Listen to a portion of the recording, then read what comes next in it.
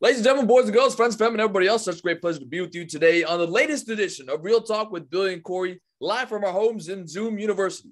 Hello, everybody. Thank you so much for joining us. I'm Hot Take Billy Parvatam on hand, joined by my podcast partner, Uncle Cornelius Michael. Some people call him Cory Van Dyke. Cory, it's great to be back with you for yet another one in possibly the best sports month of the year.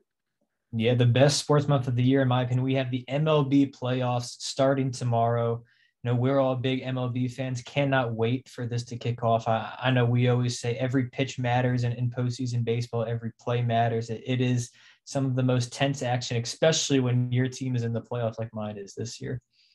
For sure. Well, we're excited to discuss that. And we're also excited to be joined by a very special guest for the first time on the pod. And it is none other than Stephen Newman. Stephen is a 2018 graduate of Virginia Tech, if I got that right. So it's already been 3 years, kind of hard to believe. And he's a big Washington sports fan like myself. He's currently a technical writer in the Northern Virginia area. You can follow him for all things Nats, Wizards, Caps, and Washington football team on his website. I'll kind of let him go into that. But Stephen, thank you so much for joining us, man. Yeah, thanks so much for having me. Happy to be here. Obviously, a great time in the sports world, as you mentioned, with the MLB playoffs going on. Obviously, it's a bit of a shame that the Nationals had a down year, but obviously a real exciting time for sports fans, especially baseball fans. Yeah, and then obviously when you couple it too with the NFL and college football going on, I mean, it seems like you've got something going on every day now for the next handful of weeks or so. So let's get right into it, guys. The MLB playoffs starts tomorrow, rather, with maybe the best rivalry in the history of sports, the Yankees and the Red Sox. But before we get to that game, guys, I want to take a moment to kind of debrief on the season.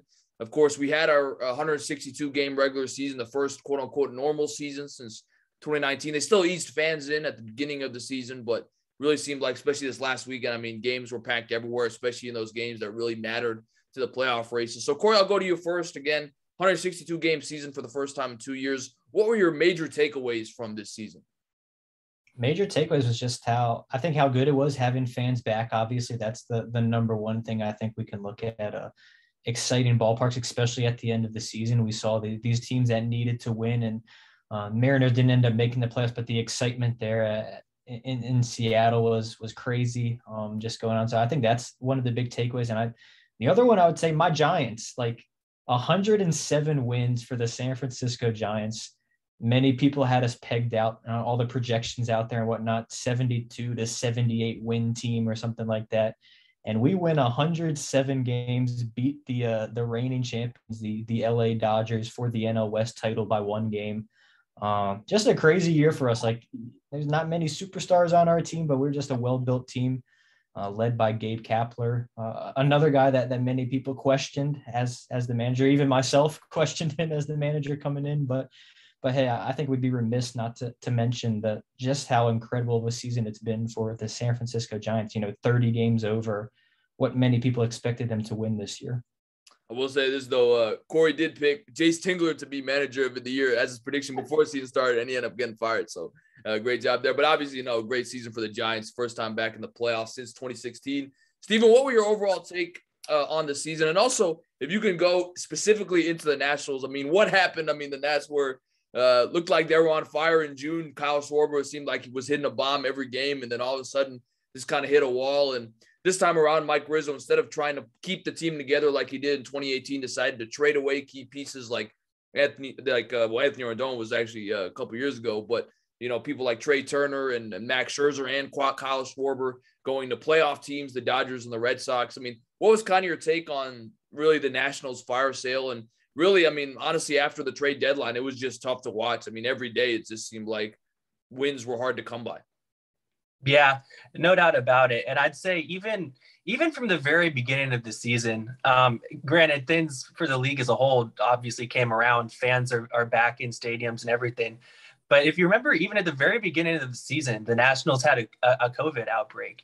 And I think that really kind of somewhat set the tone for their entire season. They just got out slow. Even once guys like Josh Bell, Kyle Schwarber got back, they were struggling for a while. They wound up getting hot, especially Kyle Schwarber. As we know, his month of like June, he was hitting a home run every game. Seemed like half the time it was leading off a game.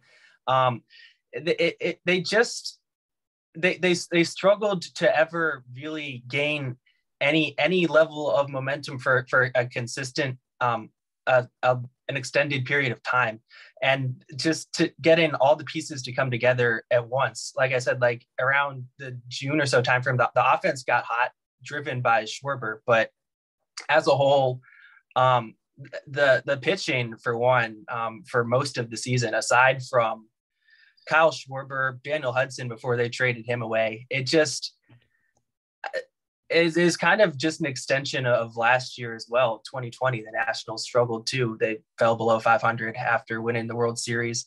But yeah, overall things, they just never, from the beginning, they started slow, maybe due to the COVID outbreak, or maybe just because of players they let get away. But they just really struggled to ever string an extended period of success. And obviously that led to the fire sale at the trade deadline, which honestly, in my opinion, I kind of been geared up for. I didn't, especially seeing how 2020 went. It was somewhat clear to me entering the season. Now, I didn't know that they were going to end up being almost a 100-loss team by any means, but the writing was on the wall a little bit that they were probably going to have to enter a rebuild, retool, however you want to phrase it. And that Schwarber too, though, but Scherzer was probably going to get traded even entering the season, as kind of what I was somewhat predicting.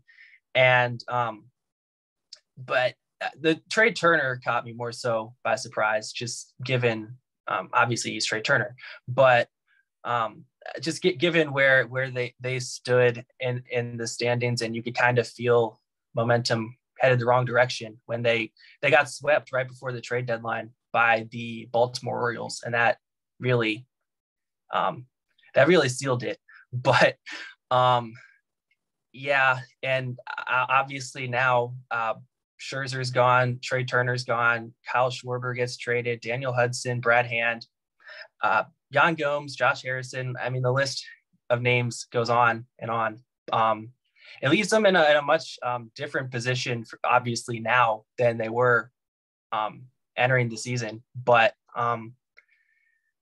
it'll be an interesting period for the Nationals. It'll be it's something that a lot of the newer fans that have come on in the last decade, they haven't seen the Nationals struggle to win games. But and that's where they'll be at right now. They're relying on a lot more young players, prospects that either they traded for or that they drafted, and they'll have to rely on player development now. It's definitely a much different situation, but that's where we're at with the Nationals right now.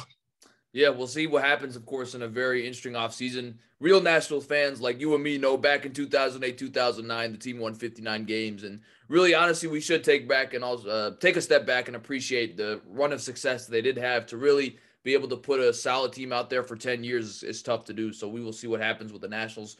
Corey, before we go on to the playoffs, I think I would be remiss if we didn't have a chance to put in perspective the incredible season that Shohei Ohtani had. I mean, really, we haven't seen this since Babe Ruth, a guy who could hit for power and be such a successful guy at the plate, but also on the mound. I mean, you look at the stats, I just pulled it up here. I mean, 9-2 in 23 starts with a 3.18 ERA on the mound.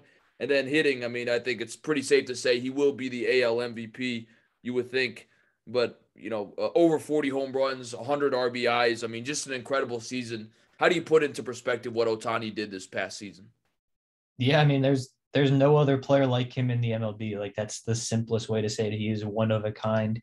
He is unique. Like, there's no other player that's going to go out there, throw 99 miles an hour, and then hit a 450-foot bomb. Like, it's incredible the type of talent that he has, and well deserving of the MVP. And man, I just keep saying, we say it every year, like with Mike Trout and now Ohtani, like it's just a shame that the Angels, we can't see these guys in the postseason, that they have these superstars on their team and they don't get anything done with them. But yeah, I mean, it was a blast watching Ohtani this year and seeing how he really burst onto the scene. Obviously, there was a lot of excitement surrounding him when he came over from Japan, and there was kind of that bidding war for him and kind of a whole lot of unknowns surrounding him. And we really did see this year, like, man, this guy is legit. He's going to be a superstar in this league for a long time. Maybe even, some people have put it out there. I maybe wouldn't go that far, but some people have said, the face of baseball and that sort of thing. But yeah, well deserving. I mean, he would get my vote for AL MVP. He's doing something that no one else in the game can do out there. Well, certainly be interesting to see if he can continue this success down the road. And yeah, if the Angels can get something around Ohtani and Trout. I mean, they have Joe Madden now, so you got to hope in a few years they can at least put a contender on the field. But guys, let's now move on to the postseason bracket. Very excited. Tomorrow night in Boston. I mean, it's the greatest rivalry in sports, in my opinion. The New York Yankees against the Boston Red Sox. Really, I think these teams were frustrating to their fan bases all season long. I mean, the Yankees went on slides. The Red Sox went on slides. They kind of had to really fight their way to get into the playoffs. We kind of had this scenario where had the Yankees and Red Sox lost and the Mariners and Blue Jays won, we could have had a four-way chaos for, the last two wild card spots. But tomorrow night, 8:08 first pitch time, Garrett Cole, the $300 million man, against the Red Sox ace Nathan Eovaldi. Red Sox, Stephen, we just saw as Nationals fans, they swept the Nats, but it was really a hard-fought sweep when you kind of look at game by game what went down. But what are your thoughts on this game, these two teams coming in to play each other at Fenway? Yeah, and that somewhat is a somewhat significant factor to me going into it, is that, like you said, while the Red Sox did they had their way in some sense with the Nationals, but they did struggle a bit to come away with that series. And obviously, like you mentioned, Garrett Cole, the $300 million man, it seems like on paper it should probably be a tall task for the Red Sox. They kind of faded all season, really, in the second half. They were one of the top teams in the American League early in the year, and the Yankees somewhat went the other direction. So it's a tale of two teams going in somewhat different directions, and obviously the rivalry tying into that. It'll obviously be a really fun game, a lot on the line. It is a bit of a shame that we didn't have the chaos scenario. I was kind of rooting for that, but I mean, obviously Yankees, Red Sox, that'll always draw plenty of eyes. Should be a good game, and I think either one of them would be, if they win it, would be quality teams to move on. But it'll certainly be interesting to watch. Could maybe even see tempers flare a little bit, just given the nature of that rivalry. So we'll see. For sure. And Cory, I mean, you look at this matchup, I'm curious to hear what you think on who has more pressure to win this game. I mean, in my opinion, it's the Yankees. I mean, this is a team that has been there the last couple of years in the ALCS, lost to the Astros. Some say it wasn't a fair playing field with what the Astros did with their whole scandal. But, early in the season, people were calling for Aaron Boone's head. They said fire him mid-season, but they end up eking into the playoffs. And I think for me, the Yankees are the team with more pressure because the Red Sox, they've already won a World Series recently. Alex Cora has won a World Series championship. But if the Yankees don't get it done, I think there's going to be a lot of changes coming, starting with Aaron Boone, starting with Brian Cashman, the president of baseball operations. I mean, who do you think has more pressure going into this historic rivalry game? Yeah, I mean, I think it would be the Yankees. That the Yankees have been there, year after year, the past several years in the playoffs, and haven't been able to get the job done, obviously losing in the final game against the Rays last year, as the Rays made their march to the World Series. And like you mentioned, those falling short against the Astros those other years. And they have the talent coming back year after year. They have, Judge in the outfield and all these guys, and Garrett Cole on the mound leading the charge and stuff like that. And they just haven't been able to get the job done. Whereas, we mentioned with the Red Sox that they started hot and were one of the hottest teams to begin the season. But I think if you looked at them before the season, not very many people expected the Red Sox to kind of make this run. They're a team you thought maybe they could go on a little bit of a stretch, but I think even, starting so hot kind of made people forget this wasn't a team that really expected to go on this deep postseason run. before the season started or anything like that. So I think, yeah, the pressure is firmly on the Yankees. They have, the Bronx Bombers, all those guys, and they're going into Fenway. It's going to be a crazy environment there in Fenway. Those fans will be pumped up. So I would say, yeah, it is clearly in my mind. You have Garrett Cole on the mound. It seems like a pitching mismatch, Garrett Cole versus Nathan Eovaldi, just on name value alone. But, Eovaldi has been solid this year. I was just looking 3.75 ERA. So he's been solid, but not necessarily a guy that you think of when, win or go home type game. That's the guy you want on the mound. Whereas, Garrett Cole, that's the guy you'd want on the mound. So it seems like all the pressure is firmly on the Yankees at that point. Well, guys, let's put our money where our mouth is. Who are you picking to win this game? For context, Red Sox, last couple times that these teams have met in the postseason, the Red Sox have won the series. 2004, we all remember, down 3-0. They win 4 straight to win the ALCS, win the World Series. And then 2018 was the last time these two teams matched up. The Red Sox won that series in 4 games in the ALDS. Stephen, who's going to win this matchup tomorrow night at Fenway? I do somewhat have a suspicion that this game will stay fairly low scoring. Even if you remember back to the Red Sox World Series run, Nathan Eovaldi actually had a really strong postseason that year. That said, I think that the pitching advantage does still go to the Yankees, whether it's Garrett Cole or even the bullpen. And I think at the end of the day, that wins it out. The Red Sox, they, like we said, they kind of fell into the postseason a little bit, kind of just barely stayed alive. And I think that, combined with going up against Cole and a pretty strong bullpen, that'll give the Yankees the edge, and they'll pull it out in Fenway. All right, so Steven is going with the Yankees. Corey, who do you got in this matchup? This might be the first hot take of the show, but I'm going to go with the Boston Red Sox to get it done. I think that environment in Fenway is going to be insane. I think you even look, I was just looking at Garrett Cole's last couple of starts. He has not been sharp. Last 3 starts, you look at him, 7 earned runs, 3 earned runs, 5 earned runs. So that's not a guy who's coming in Cy Young form or anything like that. I'm a big proponent of, man, who's hot at the right time. And yeah, you could say that the Red Sox aren't necessarily hot at the right time, but pitching, we've seen more than anything, is most important in postseason baseball and whatnot. So I don't know. I just think this is a game where something crazy happens, where there's a catcher interference or something along those lines, or like that play with Trey Turner in the 8th inning of that World Series game, or something crazy happens in this game. The Red Sox win it in a wild fashion to win that 1-game wild card. Well, obviously Boston is trying to, put everyone on notice because they almost knocked off the Buccaneers last night, and the Bucs were a heavy favorite. So going into this game, we'll see if they can get it done. Yeah, I'm not really, confident about this game. Obviously, it's a rivalry game. Anything can happen. But I'm going to go with the New York Yankees to win the game, simply because I still think the pitching disparity is too much for the Red Sox to overcome. And I actually think the Yankees' offense is better. I mean, you look at who they've added: Anthony Rizzo, you've got DJ LeMahieu, Aaron Judge, Giancarlo Stanton. I just think they're going to be able to muster together a few more hits in a game. I agree with Steven, is going to be low scoring. I think Garrett Cole is going to live up to his $300 million contract and get the job done. But I definitely think it's going to be low scoring. But I'm going with the Yankees as well. So I'm going Yankees. Steven is going with the Yankees.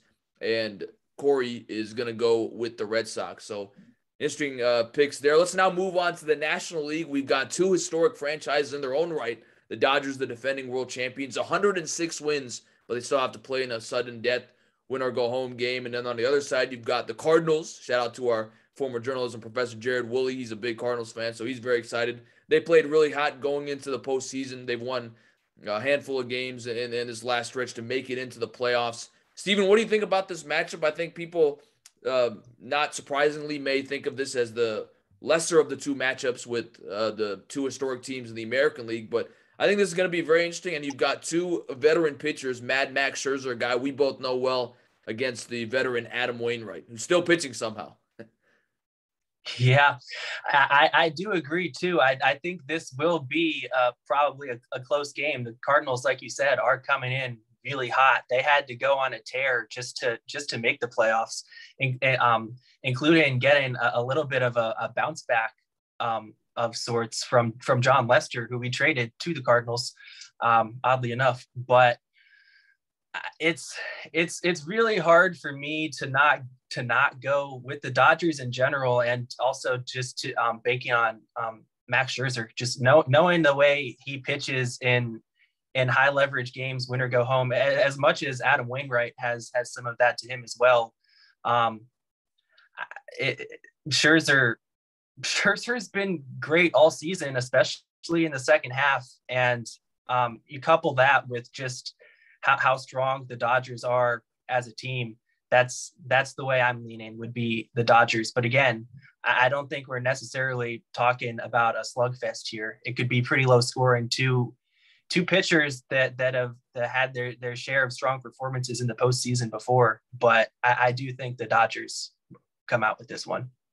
So Stephen is going with the Dodgers. Well, I will say, Corey, Max Scherzer, if you look at his history, especially with the Nationals, he hasn't always pitched stellar in the playoffs. I mean, I remember Game 7 of the World Series. He had to battle through 5 innings. The wild card game against the Brewers, he gave up a few early runs there that put the Nats in a deficit. Game 5 against the Cubs a few years ago in 2017 when, he just kind of unraveled there in a relief appearance. So he is Mad Max, but he hasn't always pitched stellar in the playoffs. And you've got the playoff veteran Adam Wainwright, who's won 2 World Series. I know you are a Giants fan, so you may be a Dodgers hater, but what do you think about this game between LA and St. Louis? Yeah, and this may be a pick where it is me purely wearing the hater glasses, but I am going with the Cardinals. I think this is just one of those weird seasons for the Dodgers. You win 106 games, and you still have to play a 1-game wild card to advance your season. I think, you lose Max Muncy in the final game of the regular season. He's going to be out for the time being. Definitely won't be back for this game. That's a key part of their lineup. And I don't know. I think, again, recent form, Max comes in, last 2 starts, gave up 5 runs in both starts, 10 runs over his last 10 innings. So he struggled a bit recently after he was on a tear when he first came over to the Dodgers. This Cardinals team, what was it, 17 or 18 games in a row that they won down the stretch. And, guys like Goldschmidt and Arenado kind of leading the charge. And I don't know, it just seems like one of those things where it's been just a crazy, wacky season for the Dodgers to win that many games, to not even win the division, and that it'll just all come tumbling down right here in the 1-game playoff. Wainwright, I think, goes 6 or 7 strong, and they find a way to win this game, maybe on a late go-ahead hit or something like that. I see this as like a 3-2 game, something along those lines. So Corey is going with the Giants, he's a Giants fan, but he's going with the Dodgers because he is a Giants fan. So that's the Cardinals. Cardinals, Cardinals, yeah. I'm messing everything up today here, but bottom line, Corey is a Dodgers hater. I'm going with the Dodgers. You can't take away from what the Cardinals have done all season, especially to get into the playoffs. But I just think the Dodgers have too much talent.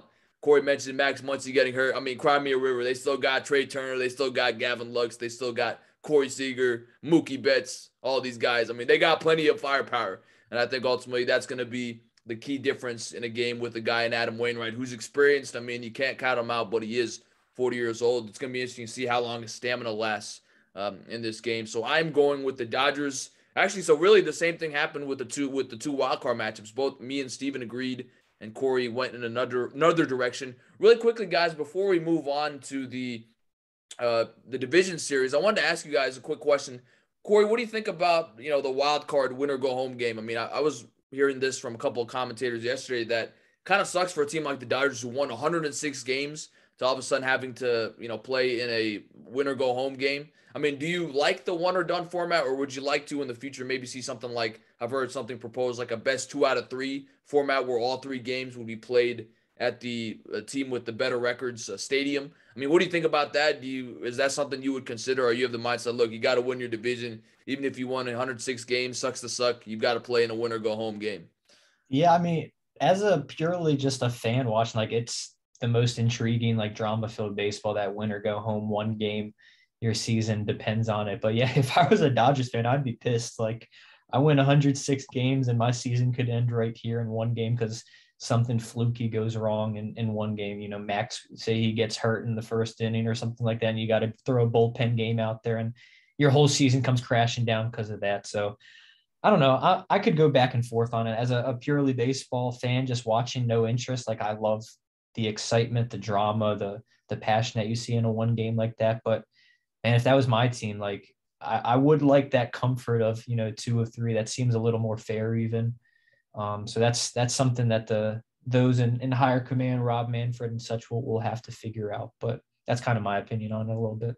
Yeah, I feel like you would have a much stronger opinion if the roles were reversed and the Giants were the ones with 106 wins playing in the wild. Yeah, exactly. And Stephen, I mean, we obviously are the benefactors of this game because the Nats, I mean, we all remember that crazy Juan Soto hit a few years ago that propelled the Nats to win that game against the Brewers, end up winning the World Series. I mean, what do you think about this kind of discussion? Actually, FP Santanzo was one of the guys that brought this up. My opinion is I love the one and done, but I'm also a fan of more games whenever possible. So I wouldn't mind having a best 2 out of 3, Yankees, Red Sox, or Dodgers, Cardinals, or really any sort of situation like that in the wild card round every year. What's your take on it? Do you like it as it is, or do you think it should be best 2 out of 3 or something to the lines of, more games to give a team like the Dodgers with 106 wins more of a comfort level going into that round?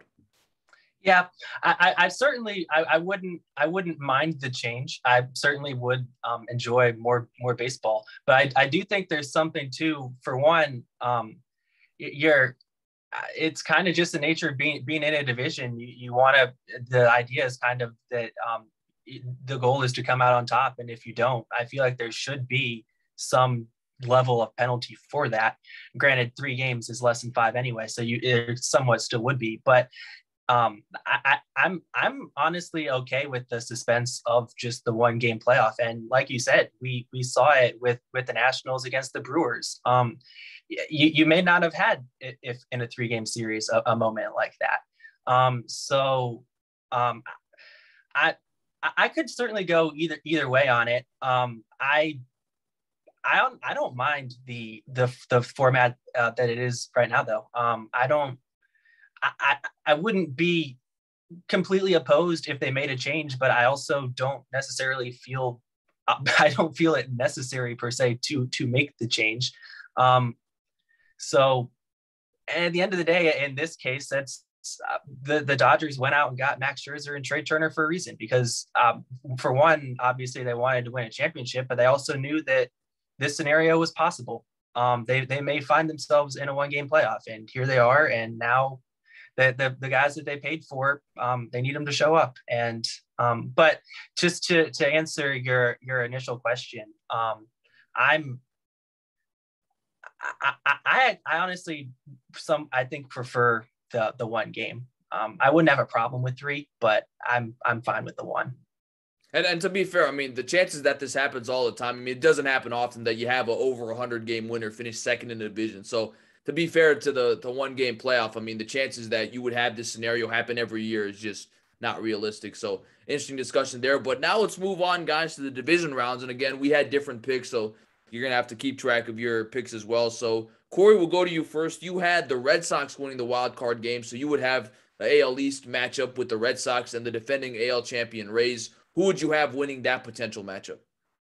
I'm going to have the Rays advance. They've been the best team in the AL all year long. And again, it's a team filled with just role players, filled with, no major superstars on this team that you can really look at and say, like, that's the head guy on the Rays or anything like that. But just guys that know how to get the job done. They've done it all year long. They've showed how they know how to win in the postseason. I think they have no problem knocking off the Red Sox in my scenario here. So the Rays will advance to the ALCS in Corey's hypothetical playoff bracket scenario. I should say also before we kind of go further, Stephen, I've been on the record 2 years ago when the Nats won the World Series. I said before the playoffs, Corey can attest, I said Nats over Astros in 7 games. That's what happened. So I feel like we got a good record. And also Corey last year said the Dodgers and the Rays would play in the World Series. He had the Rays winning, but last 2 years we've had, one of us has had the correct World Series prediction in terms of the 2 teams playing at the end. So that's something to look out for here as we make these picks. But Stephen, both you and I had the Yankees advancing out of the wild card round to play the Rays. Who would you have winning in that hypothetical matchup? Yeah, you really put the pressure on me to make some good picks because you guys have done so well in the past. But I do agree with Corey. We do have different matchups in this series, but I do think the end result ends up being the same. I think that the Rays, like Corey said, while they don't have the superstar talent per se, they're just deep with players that just play the right way. Frankly, they're just highly productive on at the plate and defensively as well. They're definitely the stronger team. They have their pitching depth. They're deeper there. They are younger, but the talent is definitely there. They just did this last year, and with some of the new guys, there's also somewhat of a case of they don't even know what it is they're doing. Like Wander Franco, for example, he's all he knows is how to play baseball really well. He doesn't at this point necessarily know the gravity to the extent that maybe other Yankees players do, where there is pressure on them of just how much pressure there is in the playoffs. You just go out and play ball. So I will go with the Rays as well. Think it could potentially go the distance, but I think the Rays do come away with the series.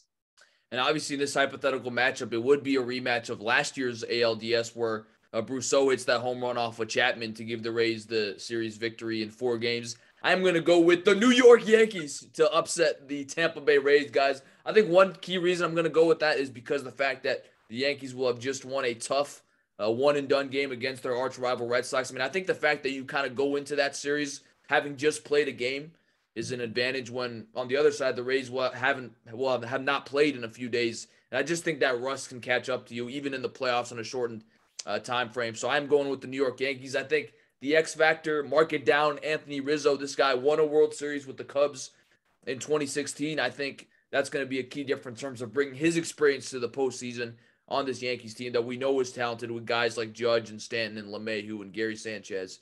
And so I'm going with the Yankees. The Rays are obviously a smarter, a wiser pick given their experience in the playoffs. But I just think the Yankees, if they can get past the Red Sox, they're going to be going into the postseason with some momentum. And honestly, momentum sometimes can kind of be the difference between winning and losing a series. So I'm going with the Yankees.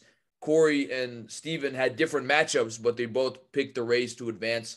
Let's now go to the NL DS. Corey, hopefully I don't mess this up. So you had the Cardinals against your Giants in the NLDS. I think part of that maybe is a homer pick because you don't want to pick the Dodgers because that would be a tough series. But what do you got in this series? I would be shocked if you don't pick one team to advance out of this series. Yeah, got to pick my Giants to move on. I think they've done it all year long. People have questioned how they've done it, but they just find ways to win. You know, Gabe Kapler has made right decision after right decision all year long. We have the most pinch hit home runs in the MLB. Like, that's a crazy stat. Most home runs in the MLB, and no guy has more than 25 home runs. So it's evenly distributed amongst a bunch of different guys that just know how to get the job done. I think, you know, at home, that fan base is going to be rocking having playoff baseball back. It's been 5 years since they've seen playoff baseball. They'll be excited, and that home field advantage even will I think, catch up with them and really just push them forward to win this series. So Corey is going with the Giants to advance over the Cardinals. Steven, both you and I had an NL West matchup with the Dodgers and the Giants. Do you think the Giants will end up advancing, or do you think the Dodgers pull off the quote-unquote upset in this situation? Boy, given the status of Clayton Kershaw right now, I've gone from a little more confident to not at all. I think it definitely does come down to a winner-take-all game.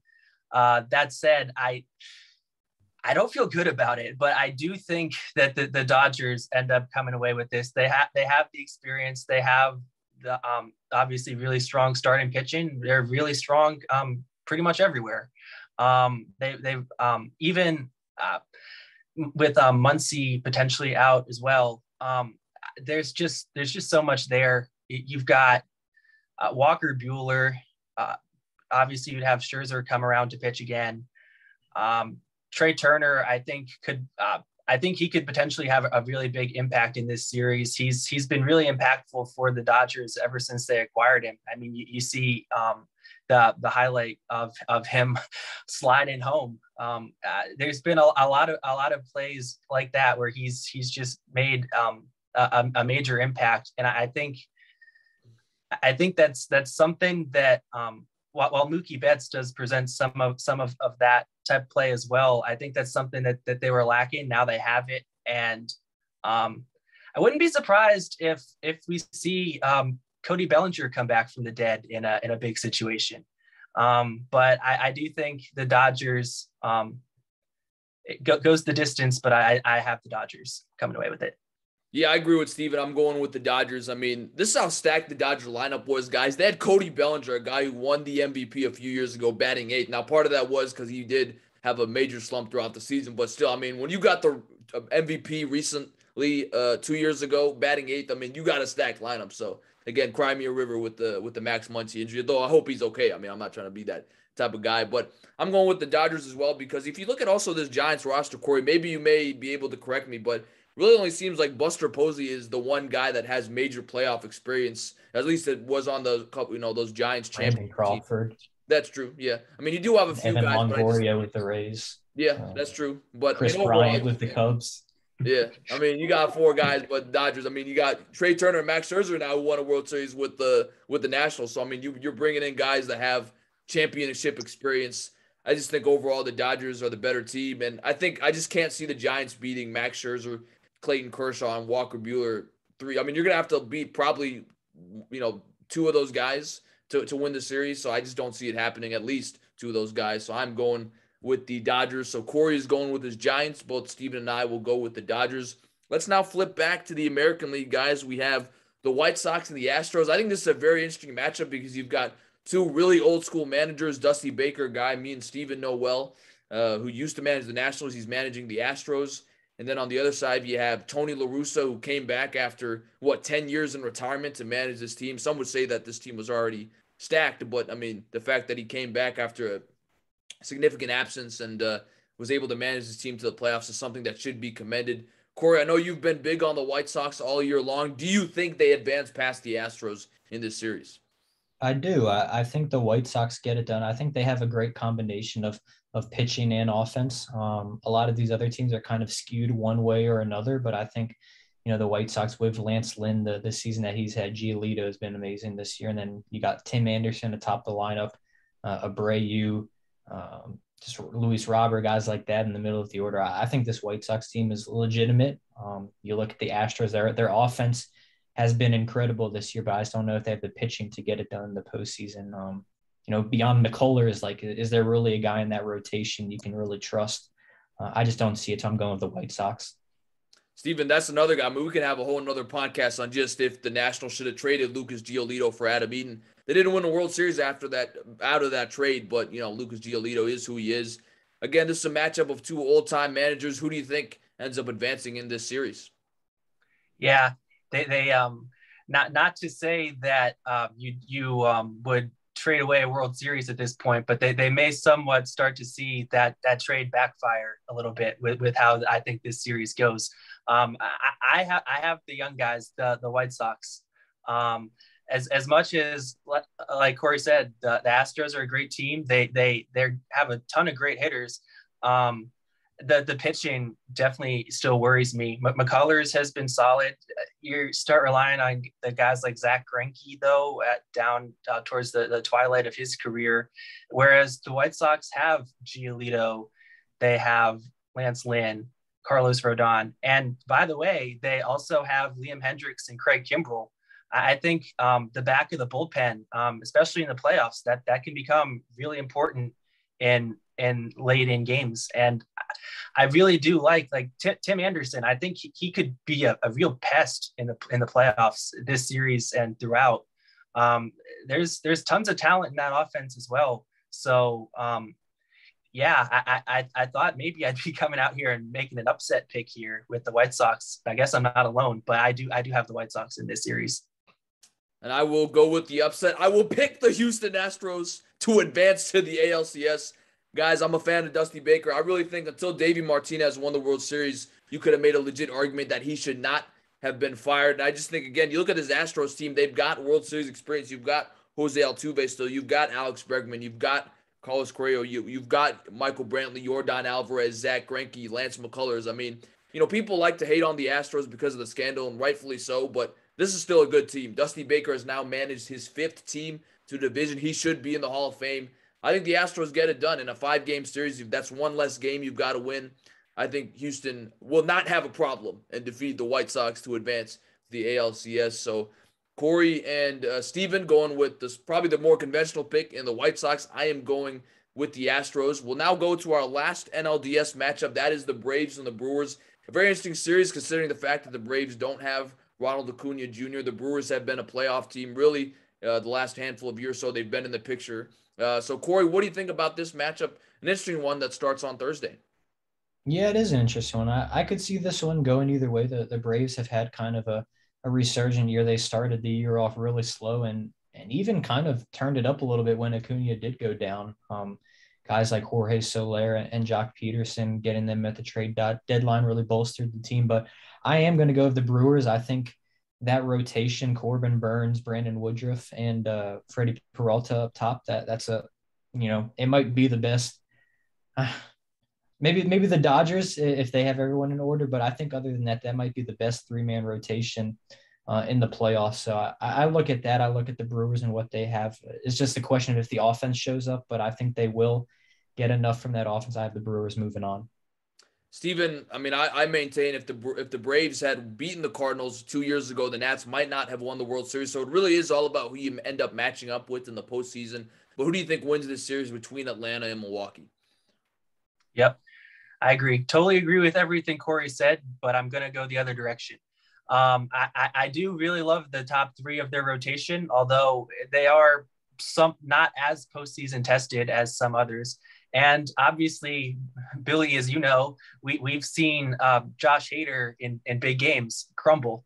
As great as he's been, for whatever reason, I just can't shake it. I don't trust him in those key situations, and certainly not enough, in my opinion, to overcome their lack of offense to some degree, especially given Christian Yelich is just not.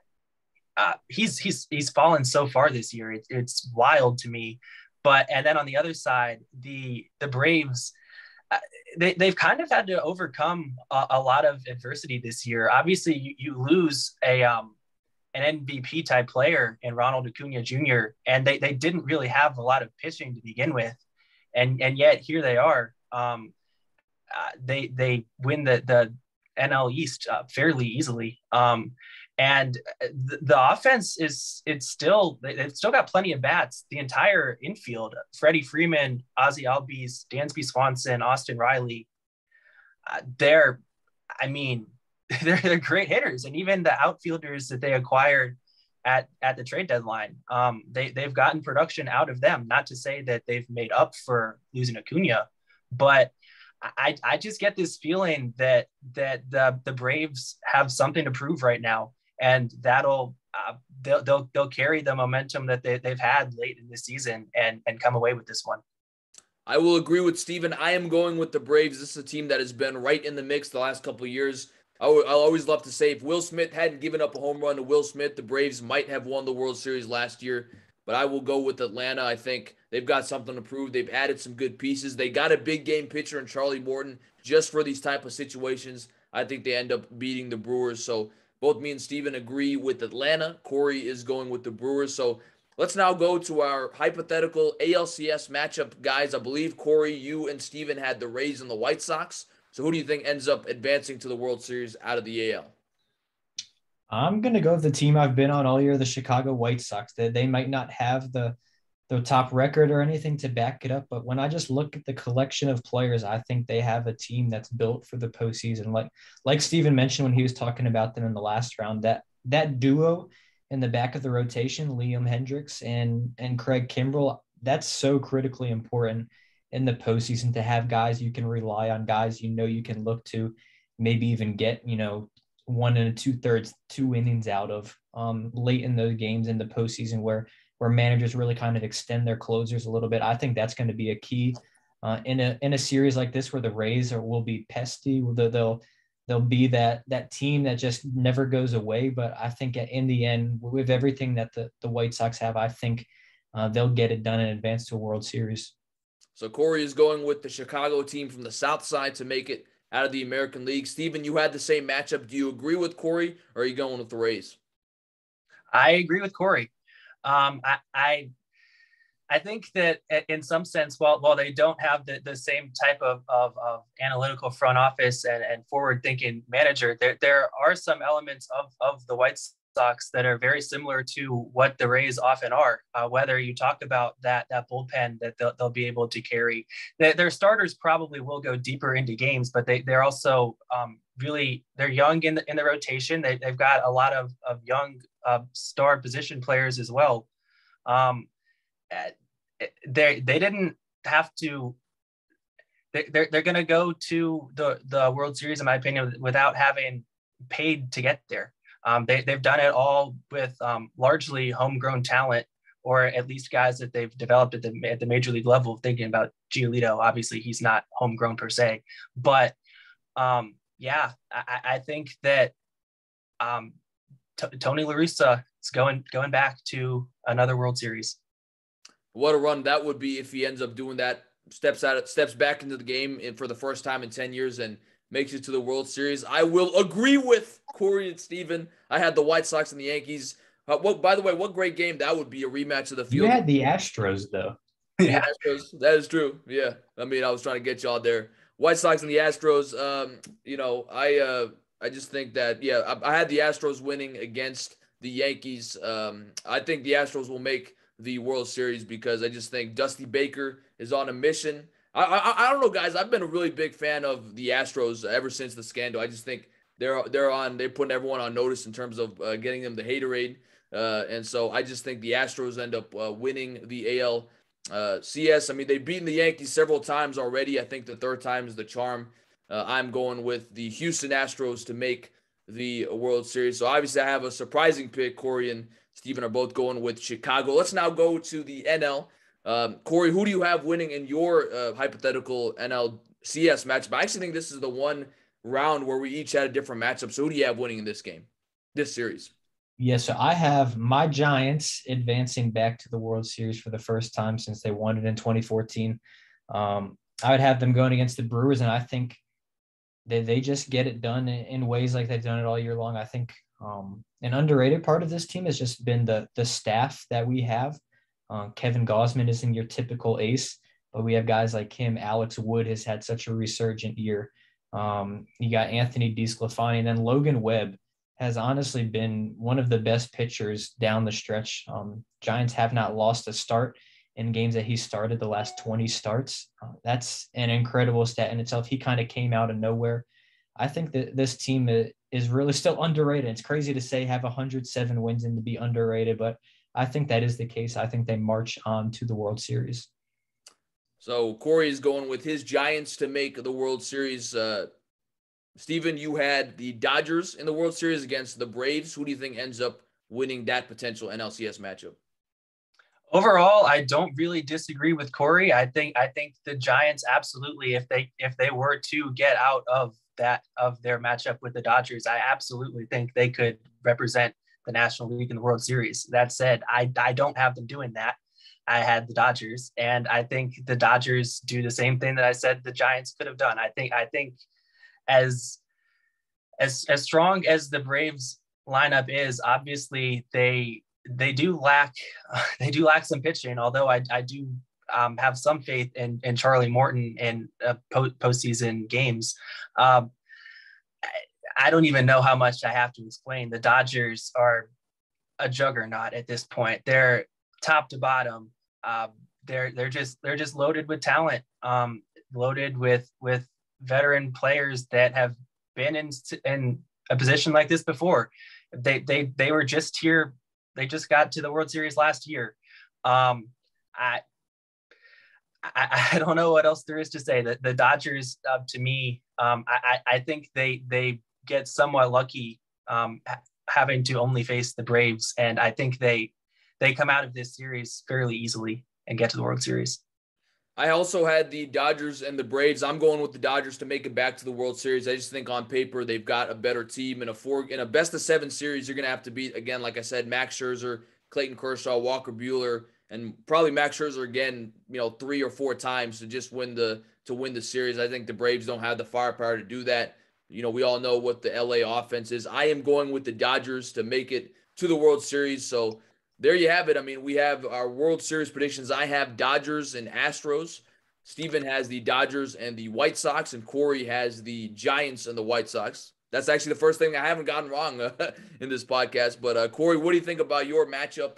Do you pick the Giants to beat the White Sox in the World Series, or will you go with the team that you have been on their bandwagon all season long in the White Sox? Are you going to go with your heart or your head in this situation? I am going to go with the homer pick. I cannot pick against my San Francisco Giants. Like I said all year long, just a year that I've had coming out of nowhere. And I think really this is a perfect storyline of these guys that have kind of been the core of the team. A lot of people wrote them off, the Buster Posies, the Brandon Crawfords, and the Brandon Belt, even though he's kind of injured and his status is up in the air. Those three guys have been around for those World Series from 2010 to 2014. You even look at a guy like Brandon Crawford this year, where a lot of people wrote him off. He was even an offensive liability last year for many parts of the season. And he put up an MVP type season this year, batted .298, 24 home runs and 90 RBIs. And of course, I think he's the best defensive shortstop in the MLB. You look at him being back. Buster Posey didn't play last year after opting out, and he comes back and was the normal Buster Posey. And really, it's just a collection of all these things coming together. Gabe Kapler making those right decisions, a deep bench, a deep bullpen, where you have 6 guys in your bullpen that have a number of appearances all under a 3 ERA. So I think my Giants, as much as I've liked the White Sox all year long and think they have a team, obviously I think highly of them getting to the World Series. I see my Giants getting it done. First World Series since 2014. Yeah, there you go. So Corey is going with his team, the Giants. Stephen, you had Dodgers and White Sox. Do you think the Dodgers repeat, or do the White Sox win the World Series for the first time since 2005? Again, I'm kind of with Corey here, where the top team out of that NL West pulls this out. He had the Giants. I have the Dodgers. I hate to do it to the White Sox because I agree. I really have enjoyed them this year, but the Dodgers, I mean, I don't know what else there is to say. They're just so talented. They've been here before. They know how to win in these situations. I think the White Sox will put up a fight, and they'll gain a lot of fans' attention with how they hang in this series. But at the end of the day, I think the Dodgers, there's just so much talent there. They've been here so often before. They'll come away with it. And I think there's even an element here of Max Scherzer, Trey Turner, proving that they shouldn't have been quote unquote given up on by a team that they won a championship with. I think that chip they carry on their shoulder may be the deciding factor, and they win the World Series. So Stephen is going with the Dodgers to repeat. I have the Dodgers and the Astros. What a great matchup that would be. Again, we all remember that 2017 World Series. A lot of people had the Dodgers winning. Some people say the Astros, and it may be quantifiably proven now that they won because of some sign stealing help. But I mean, I would love this matchup because you'd have a lot of former Nationals. Dusty Baker managing for the Astros against Max Scherzer and Trey Turner. I am going to go with the Los Angeles Dodgers to repeat as World Series champs. I hate picking a repeat champion, guys, but I just can't deny what the Dodgers have on paper. And I have to say, I actually hate them a little bit less now because they do have Max and Trey. I just think on paper they're the best team.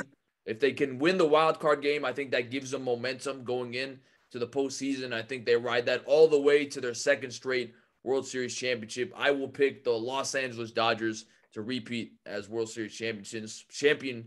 So there you go. We all have an NL West team winning the World Series. Corey is going with his Giants. Stephen and I are both going with the Dodgers. Corey, as we close out the podcast, just any final thoughts? I mean, is there anything you want to throw out there? Maybe a team that we didn't really talk about. You think, watch out for this team. This team could maybe even win the World Series, if not make a lot of noise, or just anything in general about the MLB postseason as it starts tomorrow night in Boston. No, man, I'm just excited to get back to it. I think the postseason last year just felt weird with it, being in Texas, and neither of the teams were from Texas and that sort of thing. And, or in San Diego where some of the games were, it just didn't feel right. So I'm excited to seeing, the fans standing and waving their towels around and all those different things that we've come to know and love about postseason baseball. I know the fans that haven't been at these experiences in such a long time are going to love it. I'm excited for watching it as a fan myself too. I remember back in those years in the past, it's some of the most tense moments watching your team in postseason baseball, where, like I said, it does come down to one pitch sometimes, and it can change the entire outcome of a game. So I'm looking forward to that. It's just going to be a great time over this next month or so. Stephen, what are you looking forward to most about the MLB playoffs? One of the things that I always really enjoy, aside from obviously this being us finally getting back to fans being at playoff games, so there will certainly be a different element there. But one thing I always really enjoy about the playoffs is seeing some players on the center stage that you don't necessarily see all the time, and that gain more notoriety just from coming up big in key situations. Somebody like Wander Franco, for example, young player. We all know that he's really talented. We haven't gotten to see a lot of him. Say he comes up with a couple big hits, and then he becomes somebody that your casual fan will become that much more familiar with. That's one of the things that I definitely enjoy the most. Obviously, getting to see some of our old Nationals players have their seasons be extended, albeit without the team that they were with, and in a lot of cases won a World Series with. But that'll definitely be really fun for me as a Nationals fan to follow as well. But overall, postseason baseball, it's here. I mean, I love it. It's the best time of the year for baseball. So get ready for it. It'll be a fun ride. And we'll see who comes out on top. Guys, I must admit, for what I'm looking forward to most is I picked the Dodgers to win the World Series because I thought it was the smartest pick. But in actuality, I mean, I'm a guy who doesn't like to pick repeat champions. I would like for someone else to win, a team like the Rays that have never won the World Series, a team like the Yankees. I mean, I don't want to say I'm rooting for the Yankees, but I do think it would be a great story to have them win the World Series for the first time in 12 years after, really struggling for significant parts of the season. I also might admit, for the first time ever, I think I might have cooked myself with the Astros AL pick. I think it's going to be a very tough hill to climb, but we'll see what happens. You never know what can happen in a series and in a postseason with one of these teams. But guys, it's been a great podcast. Thank you so much again to our special guest, Stephen Newman, the 2018 Virginia Tech graduate, for joining us on the latest edition of Real Talk and with Billy and Cory, for my podcast partner, Uncle Cornelius Michael. Some people call him Corey Van Dyke. I'm Hot Take Billy Parvatam on hand. Thanks so much for joining us, guys. Enjoy the MLB postseason. Enjoy the sports month of October. We'll see you next time. Love you 3000.